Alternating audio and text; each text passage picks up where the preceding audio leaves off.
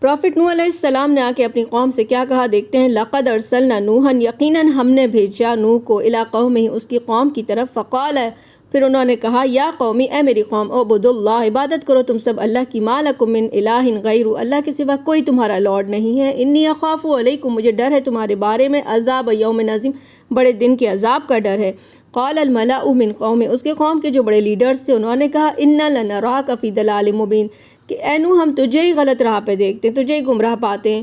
قال یا قومی، اے میرے لوگوں، لیس بضلالۃ، میں گمراہ نہیں ہوں، ولکنی رسول من رب العالمین، نوح علیہ السلام نے کہا کہ مجھے اللہ نے تمہارا میسنجر بنا کے بھیجا ہے۔